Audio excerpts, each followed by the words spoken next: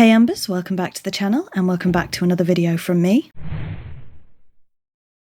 Exactly 4 months ago today, December 2023, I posted a video on my top 10 most expensive PlayStation 2 games. Now for that video I was using CEX, the app, and obviously a lot has changed in 4 months, including the manual change at CEX. So if you don't know, they now have a new thing called rarities, so I believe that's PlayStation 2, Xbox and GameCube, I'm assuming PlayStation 1 as well, for your higher priced games. If they have a manual and or are mint, then the price has been reflected for that. So last time we did this, I didn't check if I had the manuals or not.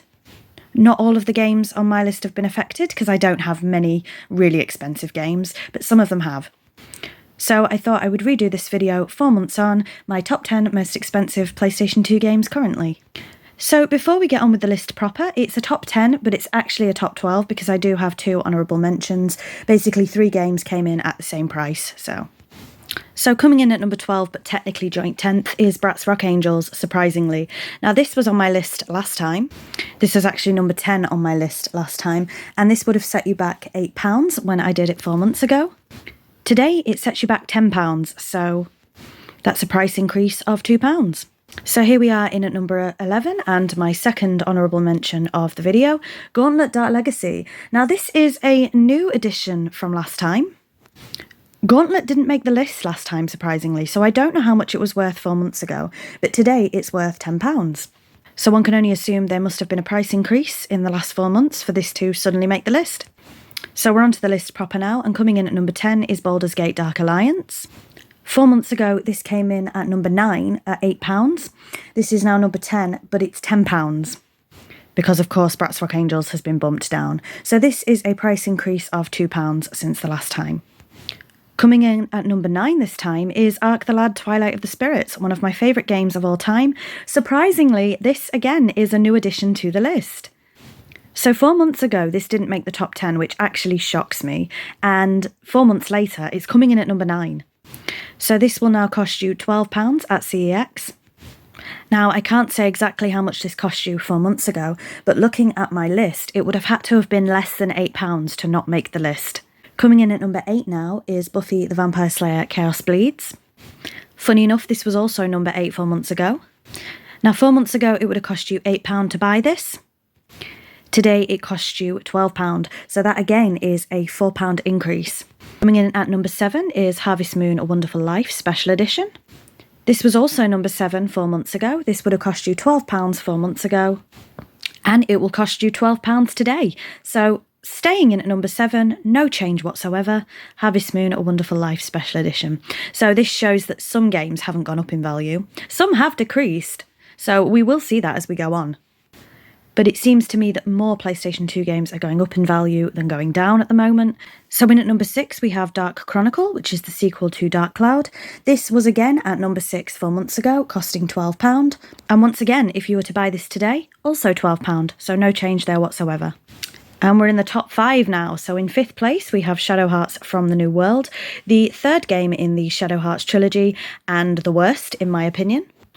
Now, 4 months ago, this was actually place number 4 on the list, and today it's place number 5. So this has actually gone down in price. So 4 months ago, this would have cost you £18, and today it costs you £15, so down by £3. Does that surprise me? Not in the slightest. I mean, to a degree, the Shadow Hearts franchise does seem to be rising in price, increasing in price every year, but the third game is not anybody's favourite as far as I'm aware, so I can understand why this has decreased in price. So if you are a collector of PlayStation 2 games, it might be the time to get Shadow Hearts From the New World.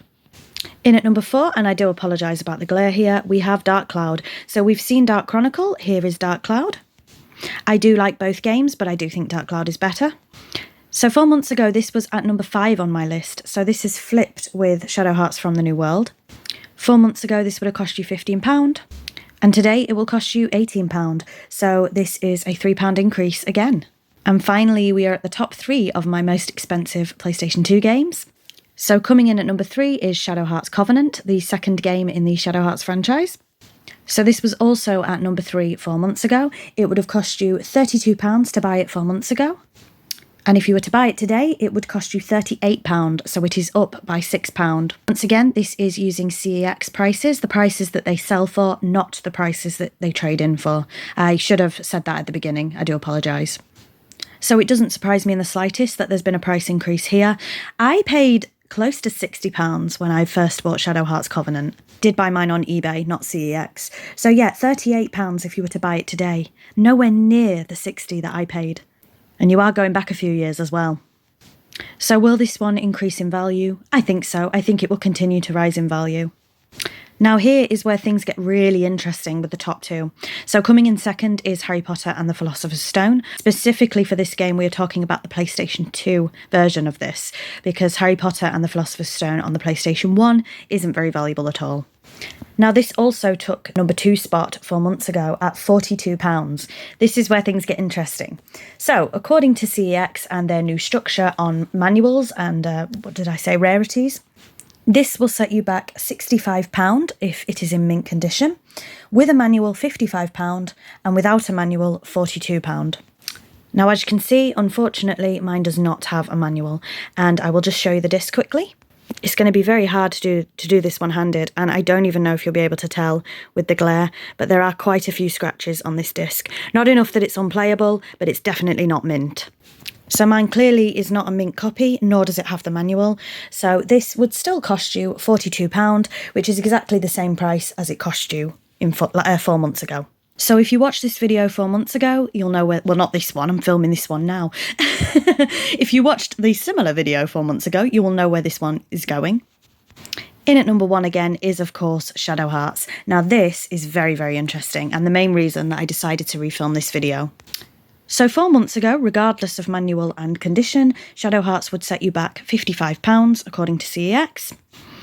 And at £55, it was my most expensive game. Now it still is my most expensive game, but let's discuss it. So with manual, this will set you back £65. Without a manual, £55. So the same price as it would have been 4 months ago. And mint, £75. So this one was very tricky for me to figure out. So we'll open it up, and as you can see, I do have the manual. However, my manual has been written on, not by me. This was bought in CEX, so somebody had already written on the manual. So that automatically, to me, says it can't be mint, but we'll check the disc. Now, the disc has a couple of minor surface spots, but I would say it's near mint, pretty mint. So I'm not a professional grader, but I would go out on a limb and say that the disc is mint, but the manual isn't. And there's one more thing that complicates this.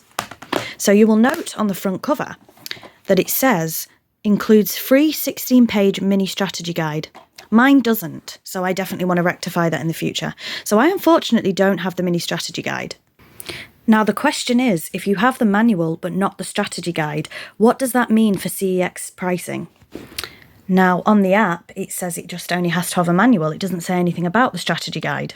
Now, obviously, it can't be considered mint if it doesn't have the strategy guide, so let's get mint out of the equation.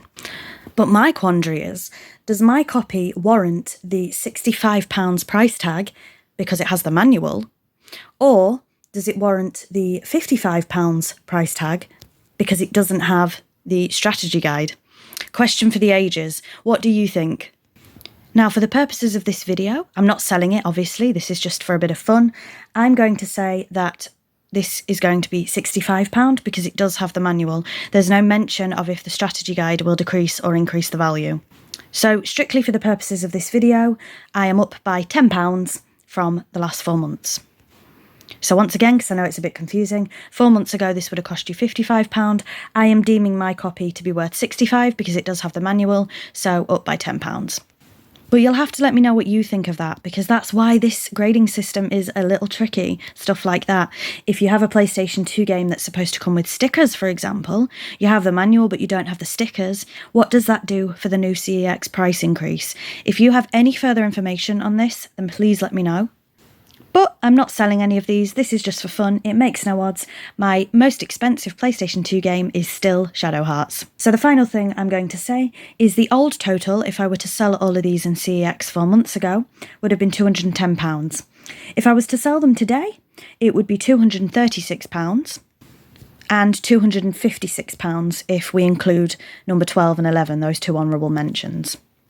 So a £26 increase without the honourable mentions and a £46 increase with the honourable mentions. That's not bad going for 4 months, is it? Thank you very much for watching, and until next time, bye Embers.